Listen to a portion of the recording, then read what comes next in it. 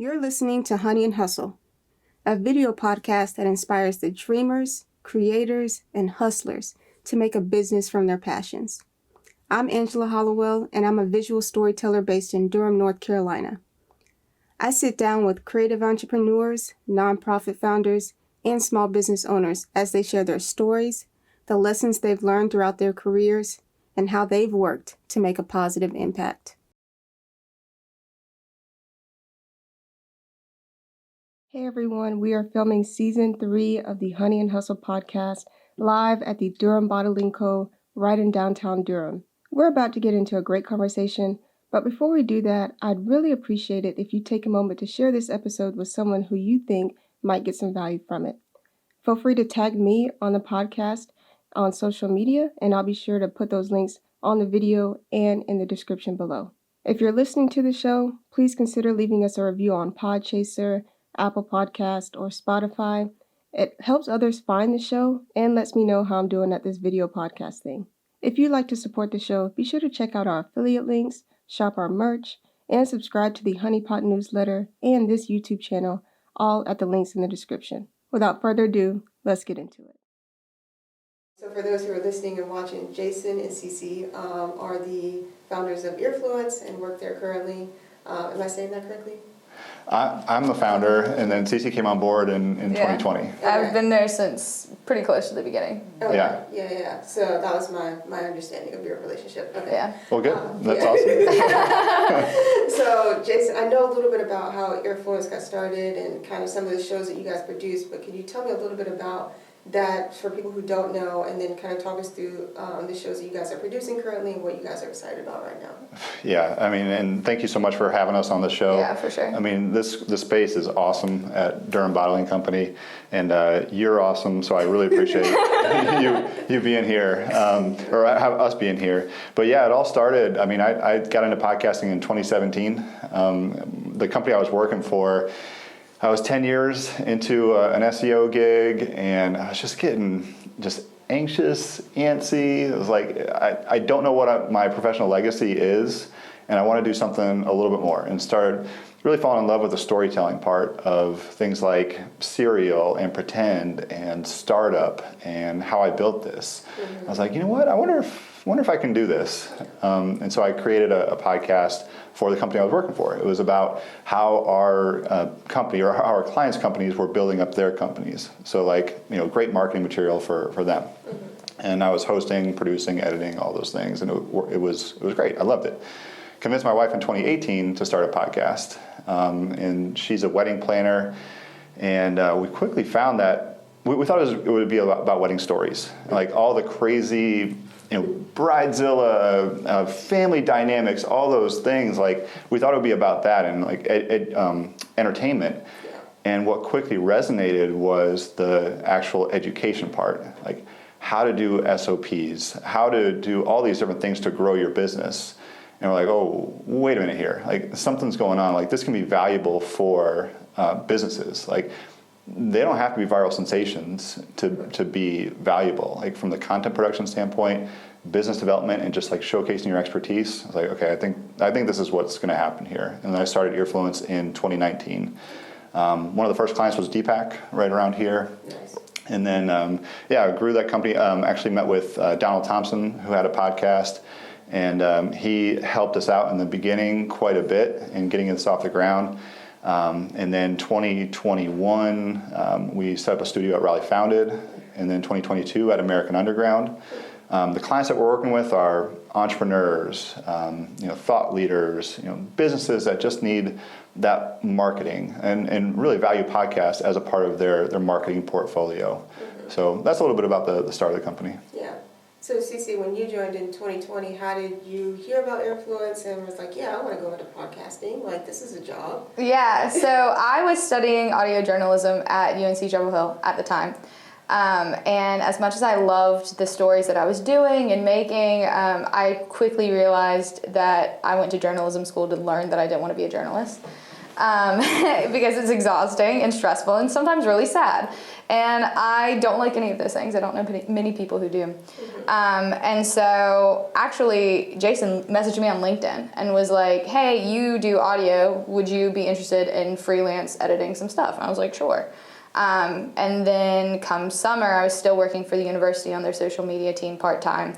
And then he was like, well, with the other part of your time, do you want to work for Earfluence? I was like, sure. And then a couple months later, he was like, you could work here full time if you want. And I was like, yeah, of course. He was like graduating at the very beginning of, when the pandemic started, not really knowing, like none of my friends being able to get a job, anything. I was like, well, this kind of just fell right into my lap, exactly what I want to be doing. So I'm very grateful for that. Nice. We got very lucky with that. Like the reality is, if it wasn't the pandemic, CC would have been off in New York, doing some, audio journalism thing and spreading her wings in New York. And then the pandemic hits and it's like, no, I'm not to New York.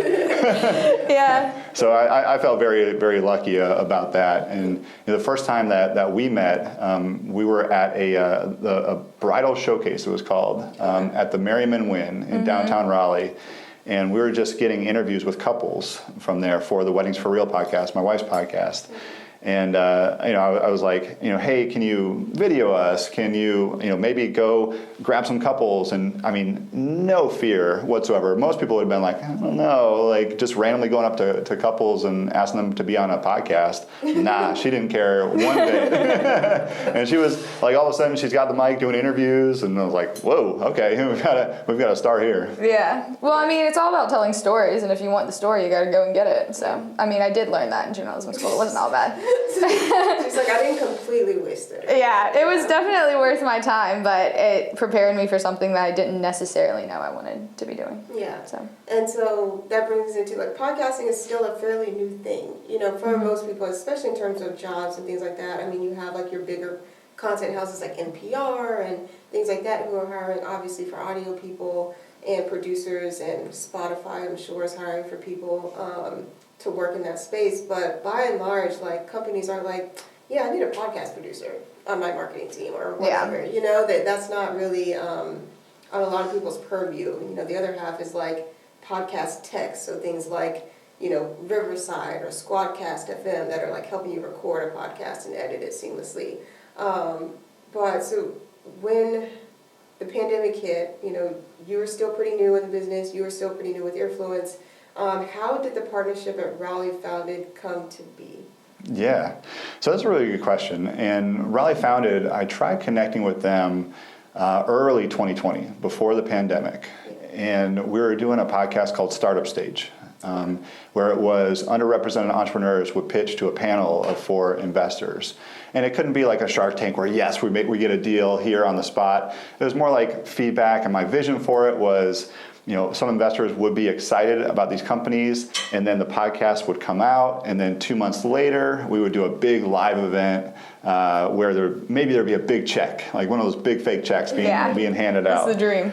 Right, but we recorded all those episodes February of 2020, and then the pandemic hits, and there was no live there was no live event there. Anyway, so you asked about Raleigh Founded, though. I had asked them, like, hey, would you want to partner with us on doing some sort of live event? And this was before the pandemic happened. And they were like, no, not really. That's not really what we're going to do right now. And so we actually partnered with WeWork on that one. And so they were a sponsor of that show. So, I just kind of stayed in touch with them, like with the pandemic. Nobody was really doing much as far as being aggressive with podcast studios or anything like that. But that is not to say that we weren't doing anything, because we had actually grew so much in clients during the actual pandemic because we could do it virtually, and everyone had so much more time on their hands that they were like, well, I want to start a podcast. So it was honestly kind of a gift for our For the company, for sure. Yeah. Yeah, definitely. And then, and part of our value add before the pandemic was taking our studio to go to our clients' places of business. Like, we couldn't do that with the pandemic, but everybody became so comfortable, as Cece mentioned, with Zoom and StreamYard and Riverside and all these different things. But anyway, getting back to Raleigh Founded, as things were starting to open up and it was starting to seem like things were going to, people were going to be able to go back into co-working spaces, I reached out to them and said, hey, I've had this idea in my head for a long time, partnering with a co-working space. I really want it to be Raleigh Founded because you seem to be all about the entrepreneurs and you seem to be all about team and the triangle and lifting people up. So is this something that you're interested in? And this time it was, let's talk. Okay. Yeah. So it took, and that's the thing we learn with businesses in early entrepreneurship is like, sometimes it takes time with massaging relationships. And that was certainly the case with Founded. Yeah. So as a fellow pandemic podcaster, I started mine like March 2020. So I'm like, I know, like, just, We should start a club. Yeah. I mean, honestly, support group. Yeah, that might be a better one. For people who started with you during the pandemic, like what have you seen in terms of, show maturity, podcast host maturity, goal maturity? Because like you said, like you don't need to go viral on a podcast to be valuable and to have a dedicated audience who's like, yes, I listen to you every time you drop, like listen to you every morning, really love your feedback, really engaged audience. Like what have you seen in terms of people who are like, obviously all different walks of life, all different industries coming in and like, okay, I started with this one thing during the pandemic. Now that things are kind of sort of getting back to normal, maybe my time isn't there, but I still want to dedicate time to this. Like what has that been like for some of the people you've worked with? Sure. So what we've seen, especially recently, and this has evolved quite a bit, is that a lot of times our clients would be concerned in our initial kickoff call, like, do I have enough to say? Do I have enough content to get out there? And that has very much evolved because they see the value of business development from podcasts. So like we just did a kickoff call with Dr. Pamela McCauley. She's at NC State. She's a STEM educator, entrepreneur, all these things. And she's talking about like, well, what would my topics be? Who would my audience be? Who would my guests be? And because we've been podcasting for like 1,000 episodes, 1,500 episodes or something, like we have got all these connections where we're like, we know these people that you need to contact, and it's a business development opportunity for them to say, hey, do you want to come on my podcast? And from there they have actual conversations on partnerships or clients or whatever it is. And so that piece of it has been a light bulb moment for a lot of our clients. And of course, they want to have the best content out there. But at the same time, it's like, okay, well, what are the goals for this podcast? And that is a lot of times getting in front of the right audience. Yeah. And I also think on a much smaller level, you talked about the companies that started with us, virtually and at home. A lot of when you're starting out as a host, if it's something you've never done before, even if you've done public speaking, that's different, but it helps, but it's different. It can be really scary to think I'm in control of this next hour, and if it's bad, can I curse? Yeah. If it's shit, then it's my fault that it's shit. You know what I mean? Yeah. And I think that as we've been able to go into these new studios that we have and record with those clients, they're a lot more comfortable in a way that I don't know that they necessarily would have been, because there's something to getting to practice with a screen there where you've got an escape route if it's really that bad. Exit, oh, I'm so sorry, my Wi-Fi cut out, whatever. Right. Everybody is now that they've gotten their reps in a place where they're more comfortable, they're a lot better when it comes to, face-to-face recording. So one thing that has helped me as a host, one is just to keep doing it, even when I fuck up, and then which has happened when I first started, and I would draw blanks sometimes, or I'd be asking people questions. I'm like, man, I'm so glad I can edit this, and this isn't live. Right. Yeah, we start every recording with "This isn't live. Please don't freak out. Yes. Everything's cool." Yeah. But one of the ways that also helped me, aside from just doing it, was being a guest on other people's podcasts. Yeah. And I think on Twitter, on LinkedIn, sometimes it's you see some of certain people just on each other's shows, you know what I mean? And so it's now, I'm sure you realize this, but it's a value add for you when people come to you and they're like, okay, I want to do an interview-based podcast. And you're like, I got people you can interview. Yeah. And people who are seasoned and people who are used to it, and you start to learn people's different processes and their ways and things like that. So for you started off just doing it on your own for another company. Now you have Earfluence, the company and the podcast, and now you're here on my show, and I'm sure you've been on other shows. What has that been like for you, being both behind the camera, not involved at all in terms of the production, but just the post-production, and then also being like a guest. So kind of like... It's weird, right? Yeah. Yeah, it's weird to evolve with that. You seem to be supremely confident all the time with Everybody always says that. It's how you come across. I'm just chilled, yeah. you know? It can always be worse. Well, What could go wrong? You know what I mean? There's nothing to be afraid of. what's the worst that could happen? That's Exactly. right. Yeah. Yeah. But I used to get pretty nervous with being a host on a podcast and being a guest on a podcast.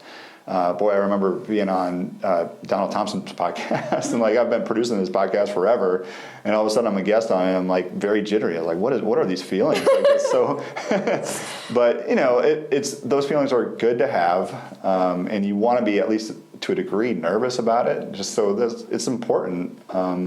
But yeah, that kind of dies down a little bit where you're comfortable with it, and you know that it can be edited out. But yeah, it's a little weird. Yeah, a little bit. Yeah, it's fun though. What about you? Like you go on a lot of podcasts. A lot is a stretch. I've gone on a few. But yeah, I think one thing that I will say that I've noticed, of course, it's helped me as a host and like refine some of my process in terms of like onboarding and offboarding people. But also just like as a guest, like, and even pre-pandemic, like I just wasn't used to telling my story. So it's like, yeah, I help people tell their stories all the time in other ways, but now I have to be in the hot seat and try to package this in a way that makes sense and also is like, I won't say a value add necessarily, but is like meaningful and like people can relate to and understand. And that wasn't like super intuitive for me early on. Like when it's your turn to tell your story, it's like, okay, how can I tell this in a way that's cohesive, in a way that makes sense, in a way that allows people to get to know me, you know? And so, but like you see that get better over time. Because, I mean, in a way, it's way easier to tell somebody else's story because you can objectively look at it and be like, these are the parts that's interesting, that's irrelevant, like, this is how we're going to tell it. Right. But when you have to do that for yourself, to you, either, like, depending on, your general outlook, either everything's important or nothing's important, and you don't know how to define how the best way to tell it. Yeah. Yeah. Can I ask you a question? Because I can't help myself. Yeah. Podcast host, podcast pro. I'll put you on the spotlight here. Yeah. That's fine. So, like, we talk about getting the reps in, with being a host, being a guest. I've seen you do your thing on Spaces now. Yeah. So, like, I don't know anything about it, honestly. Like, I haven't dug into it at all. But I see you there. I see Lauren Passel there. I see Ariel there. Yeah. And like, what are you getting from that? And like, are you getting reps just from? And it's like a clubhouse type atmosphere, right? Yeah, we did one clubhouse one time, and then I think that was we'll step away. So I will say I haven't hosted a space, but I've been in a lot. I've spoken in a lot. I've been a dedicated guest on a couple, and I'm gonna be honest with you. I'm gonna go ahead and cancel myself now. So. Like, I do not actually listen to audio-only podcasts. I only watch video podcasts. Yeah. Oh, okay. Yeah. I'm very similar. I watch a lot of video-only podcasts. It's just, I don't know. I know they're not moving. I know it's not any different, but somehow I'm just like, I need to see you speaking. So it's Twitter Spaces. I was kind of like, let's just see what happens. Like, I'm not really good at being just talked at for like long periods of time if I can't see you. But it's just a whole different atmosphere. It's definitely conversational. I think I gravitated to it more than Clubhouse because I didn't have to start from scratch. Yeah. And meeting people. It was like people that I followed or people that they knew, so it was kind of this mutuality there as well. And I just feel like Spaces, to me, because it is so casual, because it is... It's like one big phone call. You know, it's like when people just drop gems, just like as they're talking, you know what I mean? So I've learned a lot, I would say, in that way. And in a way that I can ask questions, get feedback, chat. And then after that, of course, if I tweet out the space, some people will respond and we can keep the conversation going there. So I just feel like it's multifaceted in how you can learn and grow and connect. So I've really loved Spaces, definitely recommend it. Yeah, well, I'll have to check that out. And another way to get great reps, for all this stuff, Just start talking. Yeah. Yeah. And a lot of it isn't, and again, like because Twitter, there is a big podcast community on Twitter, probably more so than any other app.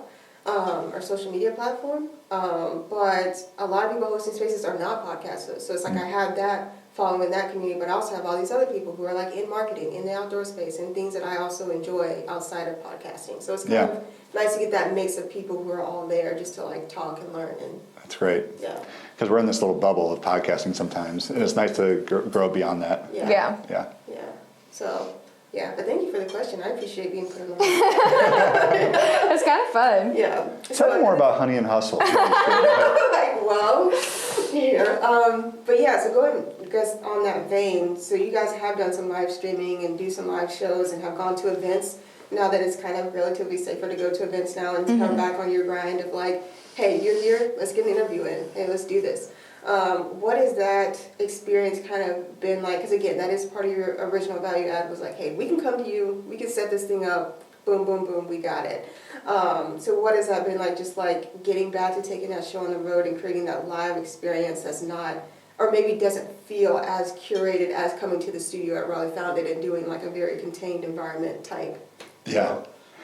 Now that stuff is where the jitters are at this point, because we always say record drunk and edit sober when we're recording episodes.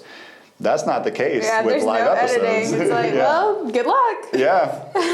Yeah, that speech we always give you about record drunk, edit sober? Yeah. Nope, Remember how we always say we're not live? Yeah, we are. So. Right. Yeah. So it's different, and it is a high. It is a thrill. We did a podcast marathon at Raleigh Founded in June or July of last year, and it was 9 episodes live streamed all day. And it was awesome. We had the mayor in there. We had Terrence Holt in there. They were just awesome guests, and it was so much fun. But we also learned a lot. And then in March of 2022, American Underground's podcast marathon. So 8 episodes live streamed all day, and some amazing guests there, including Jim Stills from M&F Bank, Johnny Hackett, who's coming to bringing Black Dollar to Durham, which is just awesome. Ricky Moore, who's nominated for a James Beard Award. All I'm going to say is, I tried to get you on the show, Ricky Moore. That's all. If you're watching this and you want to come on, you just let me know. I eat at Saltbox all the time. I'm just saying. We can be friends. It could be fine. Fuck it too. I haven't. Is it awesome? Come on. I haven't been. You just made it worse by saying that. So good. Absolutely. Oh yeah, he definitely deserves that nomination for sure. Yeah.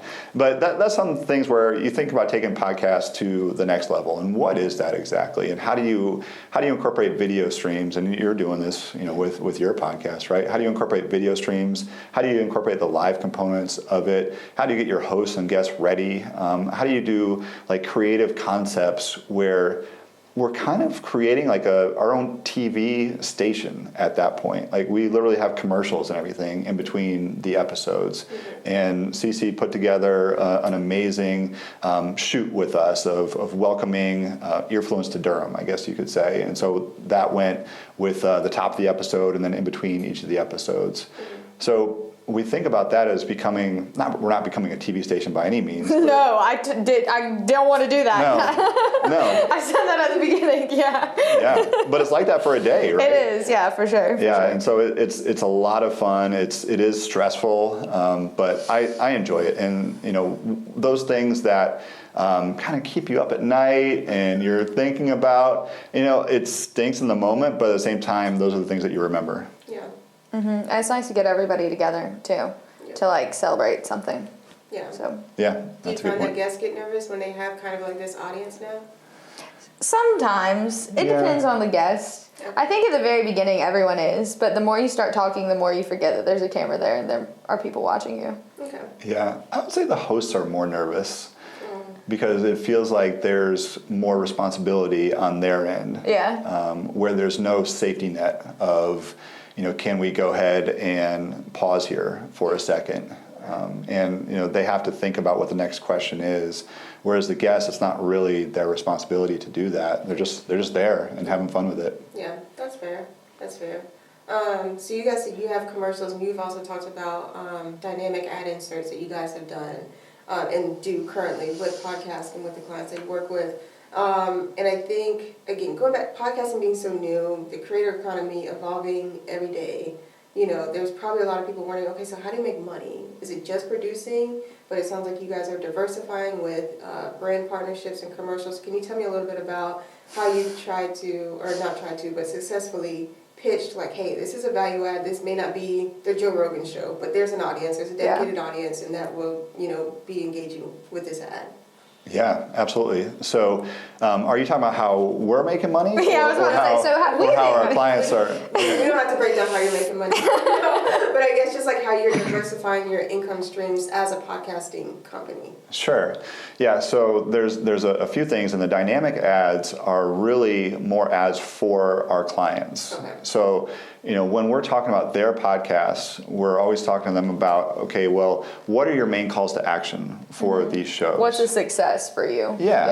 Yeah, like what are you trying to promote here? So I was talking to somebody in this area who's got a company called Openly Aging, and she's a consultant for senior living. So like for me as an adult child, my parents will be aging soon enough, right, and needing senior care.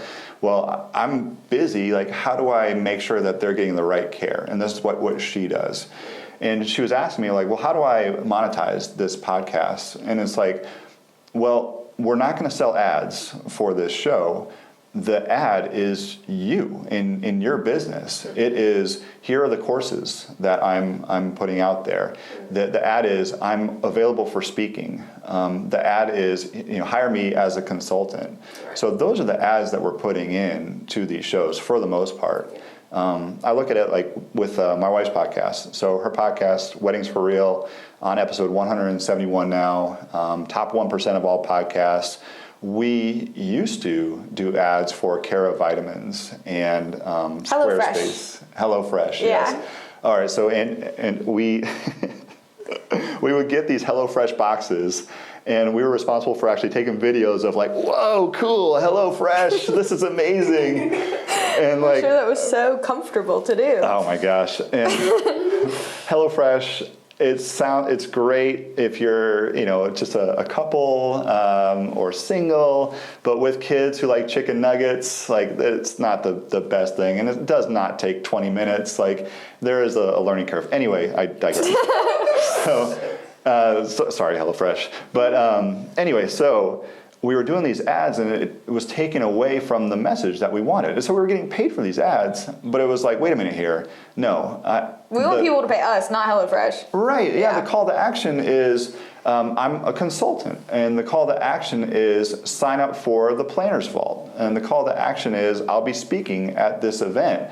And so like once we got that on track, that's when her business started to really pick up, and that the podcast itself was that top of funnel marketing strategy for her. Okay. And I think we're fortunate too at this point that we produce so many different podcasts, but always in a kind of similar niche, that we can advertise our shows on other shows of ours to audiences that we know are also going to be interested, and kind of create an overlap so we can lift all of them up all at once. Right. Nice. Yeah. So what I'm hearing is this is the anti-brand partnership. Like, forget everybody else. Focus on like what you can offer to your audience existing already, because it's like, depending on the audience size, I mean, for the most part, if you're a consistent host, whether you have guests or not, the audience is here for you. Mm-hmm. Right. You know what I mean? For sure. Yeah. And they want to, like, if you're doing an ad, there's a reason that they tell you the host should read the ad, because they trust you. They're there for you. Right. And they want whatever you are telling them to get. And if you're saying, like, I know this, they're going to be like, yeah, of course you do. Yeah. Yeah. Ka-ching. That's right. And if the ads work though, if there are third-party advertisers that are interested and it's a fit for the show, like that works. It could work. We're not totally against it. Right. Yeah. But for the most part. If it doesn't fit your brand, then no. For the most part, the podcasts themselves are ads for our clients. Yeah. And again, that top of funnel marketing strategy for them. That's awesome. That's awesome. So one of the first things out of your mouth was, you don't need to be viral to add value, right? Yeah. And I love that little phrase. So can you talk to me and people watching here who are like, okay, there aren't many viral podcasts or like well-known podcasts. There's the Joe Rogan, there's the Call Her Daddy, which still amazes me to this day. There's, Oprah has one, Obama's been on a few, Outside Magazine has, a network of podcasts. Like there are some that are well-known, but for the majority of people, like it's not like YouTube where there's a bunch of well-known YouTubers.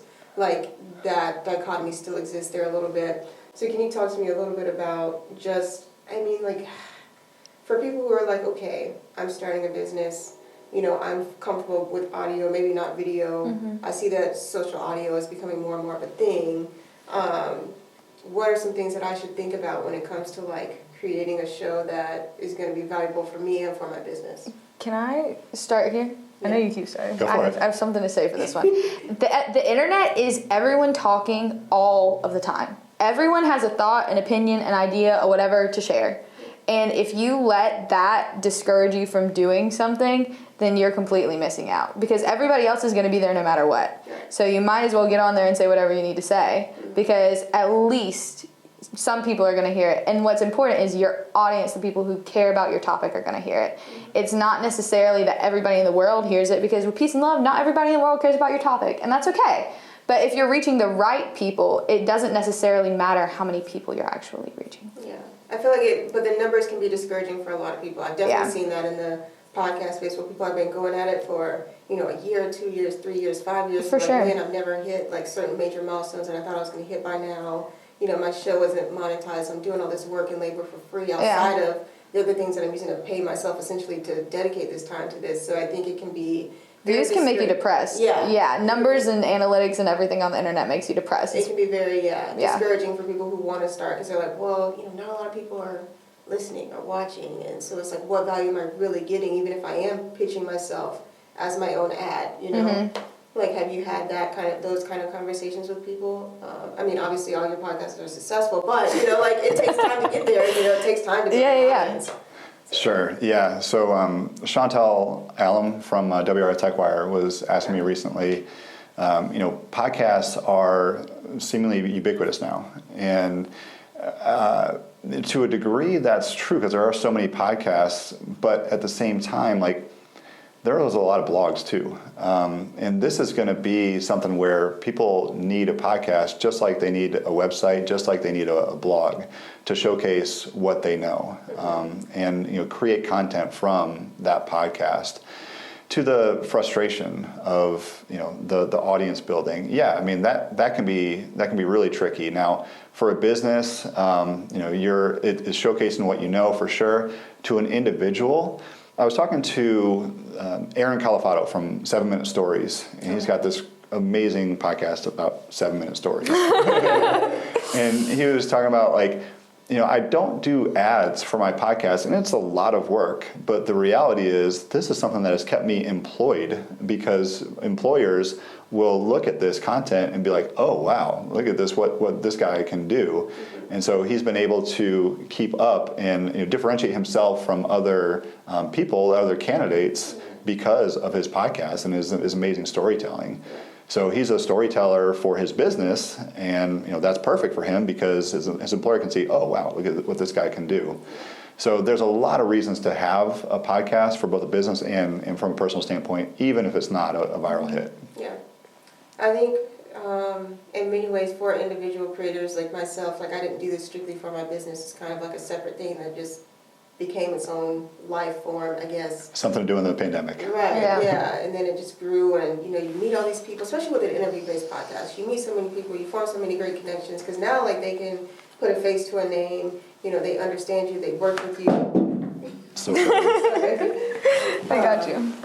They've done all these things with you now. They really can understand and speak to who you are as a person now, because they have this greater connection, where you don't really have with the blog, where you kind of have with YouTube, right? But it's a different type of just conversation, right, that you would have maybe in a coffee shop, maybe in a bar at a happy hour, maybe on a couch with friends, maybe on the backyard, just kind of depending on your vibe. But, it really reaches into this kind of and I hate to say this word, and I know you're going to roast me, but this influencer type deal, right? Because a lot of who is going to be initially listening to your show are people that you know, people in your local community, people that your friends know, your family know, people that you're connected with on social media. So it's kind of like your own little algorithm, if you will, your own little audience and little space in the world that you're connecting with people and that you potentially have influence over. So people who, for individuals who have come to you and they're like, hey, maybe I have another business, but I want to use this individually as just a way to get in touch with my people and just talk with people about issues that are important to me and educate people about issues that are important to me in the community. What have those conversations been like, where they're like, I know this is going to be a lot of work, I know that maybe my audience is of a certain size, maybe it's not of a certain size, but I want to create that. I want to at least try to have these conversations. Yeah. What has that been like? Yeah, for sure. You want to go ahead? I was just going to say, I think at the beginning it has to be a passion project. And at the very beginning, you have to kind of ignore the numbers. Not completely, but you can't let yourself be discouraged by them. You have to, I don't know, just go think about your mission and keep that mission in your head. Yeah, the whole time. But You think about our friend Justin Laylaw from the Buddy Ruski show, right? And he's somebody that started his podcast off as a passion project, of course, and it's still a passion project. Right. But the guests that he's getting, like, it is all about the community in Durham, right? And people know who he is, and he's able to have these great conversations with these people. Like, he just was able to get Terrence Ruth on the podcast, wasn't he? And like, these are just super well-connected people. And as he thinks about, like, what am I doing with my career, for example, all of a sudden, look at all these connections that he has. Like, if he's starting a media company, let's say, like, those could be his clients. If he wants a job, those could be his employers, right? And that can happen with so many different people. I also think about it from, a mental health standpoint with podcasting. And every time that I do a podcast, not producing a podcast, but hosting a podcast, being a guest on a podcast, it is such a thrill. You and this phone. Let me put it down. please, yeah, that's scaring me. It's all good. It is such a thrill to be on a podcast and have, like, a great conversation with somebody. It is like therapy light, where you're actually talking to somebody, having that amazing conversation. Now, the parts afterwards where you have to edit the podcast and everything like that, those can be rough. And that's what people pay us to do. Yeah. Right, but to actually have good conversations and, to get out of the meetings for a little bit, It's been very healthy for me and for our clients too. Yeah, that's a new take. I haven't heard that one. The mental health aspects of collaboration. Don't you agree? I mean, I do. Yeah. I mean, now that I think about it. Yeah. I mean, I still have a therapist. But Right. Yeah, I would keep them. That's probably good. Don't use podcasting as a therapy replacement. I'll look straight into the camera and tell you that. That's why it says therapy light. Yeah. Exactly. Yeah. And I think, I don't know, I just think it's so fun. Like, with podcasting, there is this element of, like, getting, I don't know if like-minded, but, like industry, some mutual connection between, like, you and your guest there. So there is kind of, like, this risk of being in an echo chamber of people who just agree with you all the time. But I also think, like, there's moments like this where it's like, yeah, we have something in common, but there's also, like, you bring a different perspective to the table as well. So that's really nice to get people's different perspectives and just, like, maybe even things that you've thought about but never said. And then now you have this other person who's like, no, I was just thinking about that. No, I was just talking to somebody about that. And so you have this kind of awareness of, like, getting ideas out there and generating ideas and getting new perspectives on ideas that maybe you're in kind of, like, infancy phases of, just thought. And I just think that's also fun and just, I think it's really important to us that we don't work in an echo chamber. I think because of the DEI companies that we work with, it's very important for us to make sure that we don't end up creating those in our shows, because we understand how important, like, diversity is in perspectives and for quality and for, better understanding of the world too. So Yeah. It was interesting recently. Cece was looking at the lineup for Diversity Beyond the Checkbox, or she was doing a compilation episode of season 5, and she's like, I don't think there's any white guys. Yeah, on and it's this. like, I never thought I would say we need a white man, but I think next season we need a white man because we haven't had one in a while. And it's crazy to think about, but, like, it's very, very important to make sure that we include everybody. Yeah. So, let me ask you a question. Like, do you try to find guests that might disagree with you on some things and are not the echo chamber type of situation? I wouldn't say I try to find people who disagree with me, just because very rarely do I ever talk about things that I have a super strong opinion about. Yeah, you don't want to have an argument on your show? Yeah. I will say, though, that I do actively I understand that I have a platform, what I'm saying, no matter how small. Like, I understand that, I want to have a certain amount of integrity attached to my show. So, you can affirm me now. It's very rarely that I will knowingly invite someone who is like an exploitative person who adopts this like Trump business mindset, like right. F everybody, like screw over people, pay people, or don't pay people at all, like Yeah. you know what I mean? Like don't give a crap about the people that you work with. Very rarely will I invite somebody like that on the show knowingly. Right. There's definitely a business ethos that I do want the guest on my show to embody. I will say that. But in terms of thought, I definitely try to bring people who have a different entrepreneurial experience than me on the show. Yeah. And continue to diversify that and get people who aren't just like, oh yeah, I left my job during the pandemic, started full time, things have been great. Like that's not the only way. Yeah. And that's not the only path to entrepreneurship and creativity and, doing all the things. So I definitely try to diversify in that sense as well. Yeah. So it's interesting. Like we're very left leaning, I would say. Yeah. And I think about that. Like, are we not boxing ourselves in, but are we able to see other sides of things and share those perspectives as well? But at the same time, like I remember maybe a year ago, we had one interview where it was so far out there. We're like, I'm sorry, we can't air this. Like we were telling the host, like, this is a big risk for you to air this. Like you really may get canceled because of this. Right. Well, it was to the point. It's like I think we have a problem these days of thinking like that our opinions can be different from what the actual facts of things are. And I think a lot of times people want to include everybody's facts or whatever when it's really just their opinion, to the point where it can be very dangerous.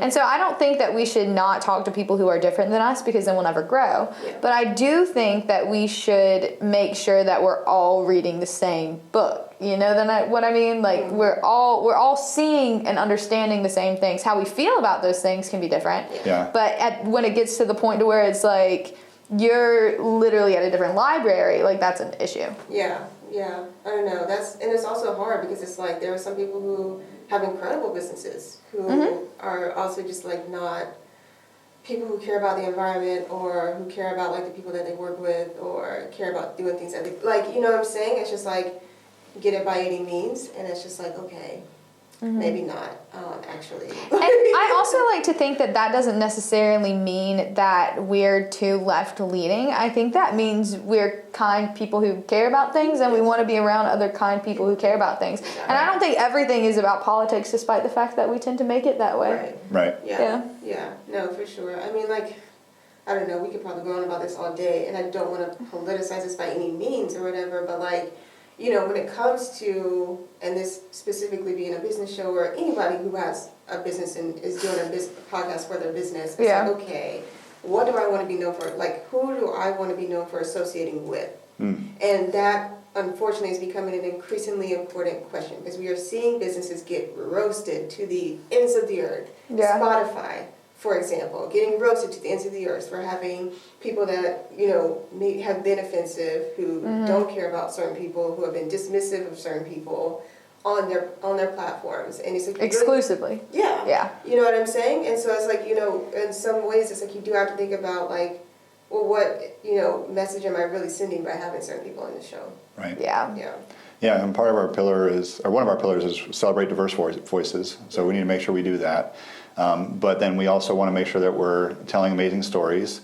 And then as we're growing, we got to think about like, well, what is the sustainability part of it as well? Yeah. So, how do we do that? It's not as that conversation gets louder. It's like, okay, well, as we're growing, we need to figure out that's the right thing to do as well, and making sure that we're promoting those sustainable initiatives. And this is getting way out of left field, but just saving the planet type of thing. Yeah. And I think that part of this might be my fault, but I am very open about all of my opinions, and we talk about them on our show. Yeah. Like when we were talking about, the election and stuff like that. Like we have a podcast about podcasts, but we still manage to talk about the election, because that stuff is important to us.